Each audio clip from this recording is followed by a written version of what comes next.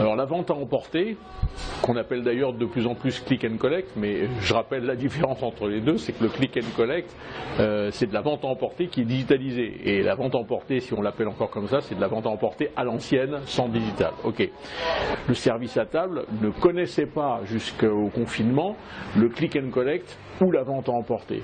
Alors il y a ceux qui s'y sont mis, qui ont découvert ça et qui ont pris goût. Je parle des restaurateurs, hein. Les consommateurs aussi ont pris goût parce que jusqu'à présent ils pouvaient emporter que de la restauration rapide. Alors quels sont les avantages et les inconvénients du click and collect? Alors les avantages par rapport à la livraison, déjà c'est que c'est du chiffre d'affaires supplémentaire à marge intacte, contrairement à la livraison où on sait très bien qu'on nous prend entre 27 et 32% du chiffre d'affaires livré. Alors maintenant, il y a des applis de click and collect qui prennent aussi une com, mais les coms ne sont pas aussi élevés. L'autre gros avantage, c'est quand on fait du click and collect, on fait une acquisition de nouveaux clients. Et ça, c'est très important. Et puis, le troisième gros avantage du click and collect, c'est de garder le contact avec le client.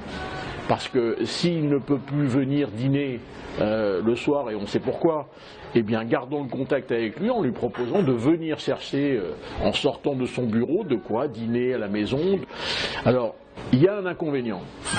L'inconvénient majeur de la vente à emporter, c'est qu'il y a une dégradation de l'expérience client recherchée dans les restaurants. Je m'explique, l'expérience qui est recherchée, c'est de venir dans un lieu avec une équipe qui me sert, sur lequel on me chouchoute, on m'explique les plats, on me sert, etc. Bref, c'est une expérience que je vis pendant un moment.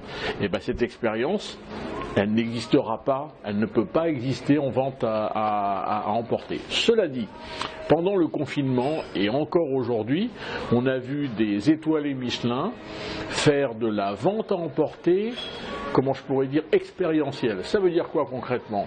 Il y a un étoilé à Aix-en-Provence qui a fait quelque chose de fantastique pendant le confinement et je crois qu'il continue. Il propose de venir sous la forme d'un drive, c'est-à-dire qu'on se garde devant chez lui et il nous charge le coffre avec un packaging extrêmement beau, sophistiqué, instagrammable, dans lequel il nous a expliqué à quel moment je réchauffe les légumes, à quel moment je mets la sauce, et il nous donne même des conseils sur les arts de la table. Enfin bref, il transpose l'expérience qu'on aurait dû passer chez lui, chez nous. Et je trouve ça très intéressant quand on est dans la restauration très haut de gamme. Alors attention, quand on fait de la vente à emporter et quand on fait du click and collect, attention au packaging. Ne tombons pas dans un packaging restauration rapide. Attention au prix. De la vente à emporter doit être moins cher que le service à table ou l'expérience que je vis dans l'établissement. Attention également à ne pas proposer l'intégralité de sa carte en vente à emporter. Généralement, c'est un extrait de la carte, plutôt une carte courte. C'est attention que les produits que vous proposez à emporter soient transportables.